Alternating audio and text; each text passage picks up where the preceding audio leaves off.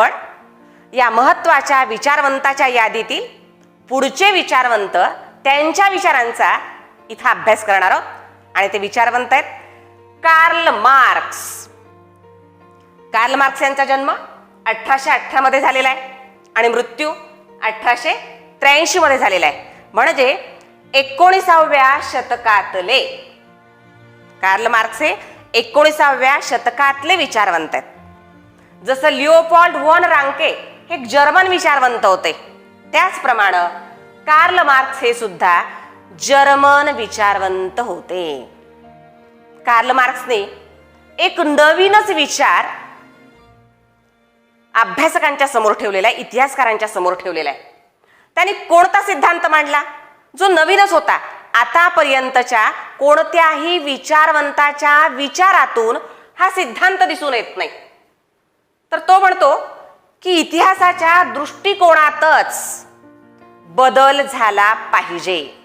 पहा, इतिहासाच्या दृष्टिकोनात बदल झाला पाहिजे म्हणजे इतिहासकारांचा इतिहासाकडे बघण्याचा जो दृष्टिकोन आहे त्यात बदल झाला पाहिजे. तर हा बदल कसा झाला पाहिजे? आतापर्यंत म्हणजे 19व्या शतकापर्यंत जास्तीत जास्त कोणत्याही देशाचा इतिहास लिहिला जाओ त्या इतिहासामध्ये एक गोष्ट प्रकर्षाने जाणवते की एकतर राजे, महाराजे, महान नेते आणि त्यांच्याशी संबंधित घडामोडी, घटना यांचाच इतिहास लिहिण्याचा जास्तीत जास्त प्रयत्न इतिहासकारांनी केलेला होता. कार्ल मार्क्सनी वेगळी दृष्टी दिली. फक्त इतिहास हा राजे, महाराजे, महान नेते यांच्याच सभोवती घडत नाही, तर इतिहासाचा करता हा सामान्य माणूस सुद्धा असतो. आणि तसंही मुलांनो, आपण जर बघितलं तर आपल्या अवतीभोवती राजे, महाराजे, महान नेते यांची संख्या जास्त आपल्याला दिसून येते का सर्वसामान्य माणसांची? अर्थातच उत्तर सर्वसामान्य माणसांची. मग फक्त राजे, महाराजे, महान नेते यांच्याच जीवनात घडणाऱ्या घटनांना महत्त्व असतं आणि जे सामान्य लोक आहेत त्यांच्या जीवनात घडणाऱ्या घटनांना काहीच महत्त्व नाही. त्या घटना सगळ्या काडीमोल आहेत का? त्या अगदी दुर्लक्ष करण्यासारख्या आहेत का? त्या ग्राह्य नाही आहेत का? हा विचार, हा प्रश्न कार्ल मार्क्सने विचारलेला आहे आणि त्यातून इतिहासकारांना त्यानं मार्गदर्शन केलेलं आहे. त्यानं एक प्रकारची दिशा दिलेली आहे की इतिहासकारांनी फक्त राजा महाराजांचा इतिहास न लिहिता, युद्ध, संघर्ष, लढाया यांचा इतिहास न लिहिता आणखी एक खूप मोठा भाग आहे गतकाळात, भूतकाळात ज्या घटना घडल्या, घडामोडी झाल्या त्यांचा, त्याविषयी सुद्धा लिखाण करायला सुरुवात केली पाहिजे. काय म्हणतो तो? आपले विचार आणखीन चांगल्या पद्धतीनं पटवून सांगण्यासाठी इतिहास हा अमूर्त कल्पनांचा नसून तो जिवंत माणसांचा असतो. कारण इतिहासाची व्याप्तीच तशी आहे की गतकाळातल्या, भूतकाळातल्या माणसांनी केलेल्या क्रियाकल्पांचा, कृतींचा, त्याच्या वर्तनाचा, व्यवहाराचा अभ्यास इतिहास करीत असतो किंवा इतिहासातून त्याचा अभ्यास घडत असतो. म्हणून कार्ल मार्क्स तेच म्हणतोय की इतिहास अमूर्त कल्पनांचा नाही. स्वर्ग, नरक, राक्षस, शैतान याबद्दल जे काही लिहिलं जातं त्याला आपण इतिहास म्हणत नाही. इतिहास घडवतो कोण? माणूस. इतिहास घडतो कशातून? माणूस इतर माणसांच्या संपर्कात राहत असताना त्यांच्यात परस्पर संबंध निर्माण होतात, त्यांच्यात नाते संबंध निर्माण होतात, त्यांच्यात परस्पर आंतरक्रिया घडते आणि ज्या या आंतरक्रिया असतात त्यांना आपण इतिहास म्हणतो. त्याला आपण गतकाळ म्हणतो, मानवाचा भूतकाळ म्हणतो. म्हणून कार्ल मार्क्स म्हणतोय इतिहास अमूर्त कल्पनांचा नसून जिवंत माणसांचा असतो आणि माणसा माणसातील नातेसंबंध, या मूलभूत गरजा, उत्पादन साधनांची उपलब्धता, उत्पादन साधनांचं स्वरूप आणि त्यांची मालकी यांवर आधारित असतात. पहा मुलांनो, परत एकदा, माणसातील नातेसंबंध हे कशावर अवलंबून असतात?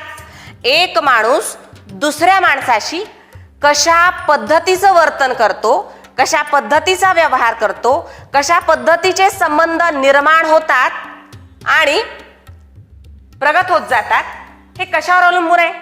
माणसाला असणाऱ्या मूलभूत गरजा, अन्न, वस्त्र, निवारा, शिक्षण, आरोग्य या माणसाच्या मूलभूत गरजा आहे असं आपण म्हणतो ना. तर त्या माणसाच्या ज्या मूलभूत गरजा आहेत आणि त्या गरजांची पूर्तता करण्यासाठी, त्या गरजा भागवण्यासाठी त्याला जी साधनं लागतात, मग अन्नाची गरज भागवण्यासाठी जी साधनं लागतात, ऊन, वारा, पाऊस यांच्यापासून, थंडी याच्यापासून संरक्षण करण्यासाठी जी वस्त्र लागतात, निवारा लागतो, शिक्षण लागतं, शिक्षणासाठी जी साधनं लागतात, चांगलं आरोग्य राखण्यासाठी जी साधनं लागतात, म्हणजे ही जी साधनं लागतात त्या साधनांची उपलब्धता किती आहे? जर त्या साधनांची उपलब्धता कमी असेल तर नातेसंबंध बिघडल्याशिवाय राहत नाहीत. कारण पुरवठा कमी आहे आणि मागणी जास्त आहे. अशा स्वरूपामध्ये मला ती साधनं प्राप्त झाली पाहिजेत किंवा मलाच ती प्राप्त झाली पाहिजेत, मलाही ती साधनं प्राप्त झाली पाहिजेत, याच्यातून माणूस दुसऱ्या माणसाशी ज्या पद्धतीचं वर्तन करतो त्याच्यातून कधी कधी नातेसंबंध बिघडू शकतात.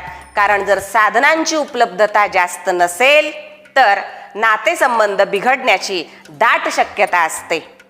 आणि ही जी साधनं आहेत ती कधीच समाजामध्ये सगळ्याच लोकांकडं सारख्या प्रमाणामध्ये वितरित झालेली नसतात.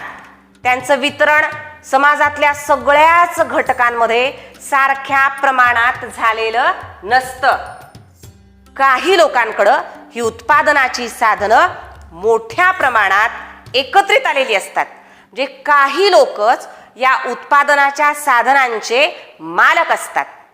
मग ज्यांच्याकडं ही उत्पादनाची साधनं आहेत ते लोक ज्यांच्याकडं उत्पादनाची साधनं नाहीत त्या लोकांवरती कुरघोडी करण्याचा प्रयत्न करत असतात.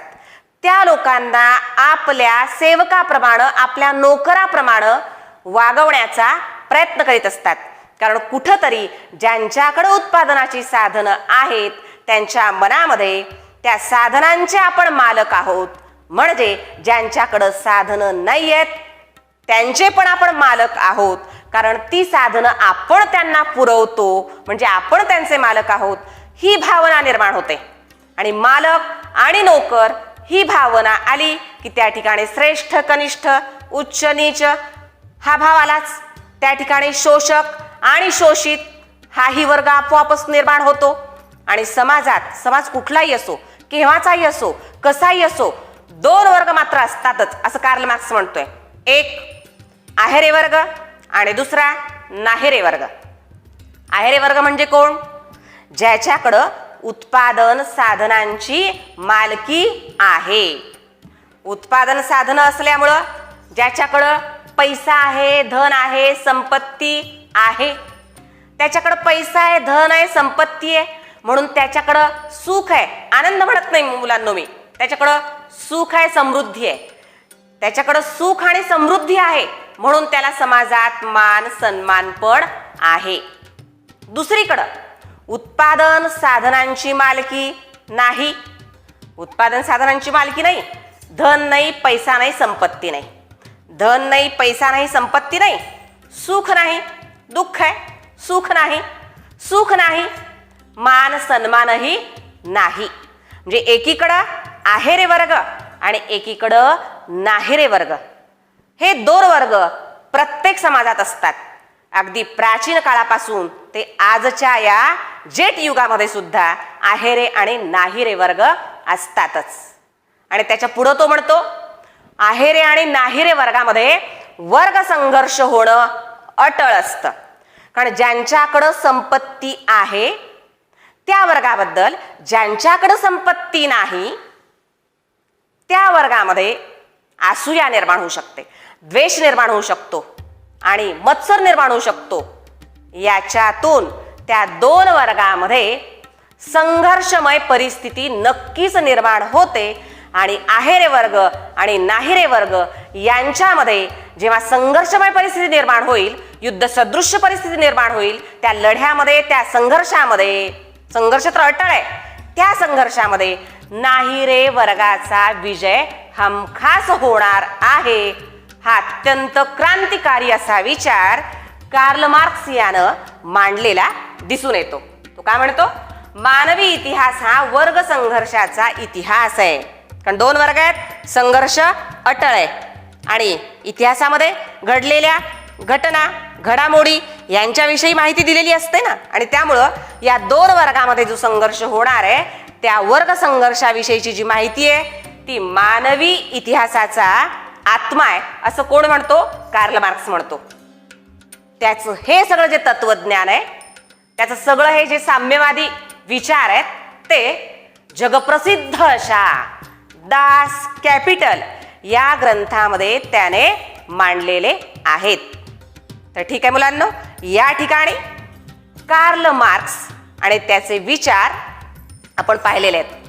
कार्ल मार्क्स याच्यावरती पण 2 गुणांसाठी टिपा लिहा हा प्रश्न विचारला जाऊ शकतो. तसंच रिकाम्या जागचं विधान आणि चुकीची जोडी ओळखा. दास कॅपिटल हा ग्रंथ डॅश डॅश याने लिहिला. हे रिकाम्या जागचं विधान, त्याचं उत्तर आहे कार्ल मार्क्स. किंवा कार्ल मार्क्स याने डॅश डॅश हा जगप्रसिद्ध ग्रंथ लिहिला, त्याचं उत्तर आहे दास कॅपिटल. चुकीच्या जोडीमध्ये दास कॅपिटल लिओपोल्ड वॉन रांके असं जर लिहिलं असेल तर काय म्हणू आपण? ती चुकीची जोडी आहे. आणि दास कॅपिटल कार्ल मार्क्स असं लिहिलं असेल तर म्हणू आपण ती बरोबर जोडी आहे. ठीक आहे. तर आज आपण लिओपोल्ड वॉन रांके आणि कार्ल मार्क्स या 2 विचारवंतांचे विचार या ठिकाणी अभ्यासलेले आहेत. तुम्ही नक्कीच या दोन्ही विचारवंतांची माहिती जी तुमच्या पुस्तकात दिलेली आहे ती वाचणारच आहात, ती वाचलीच पाहिजे.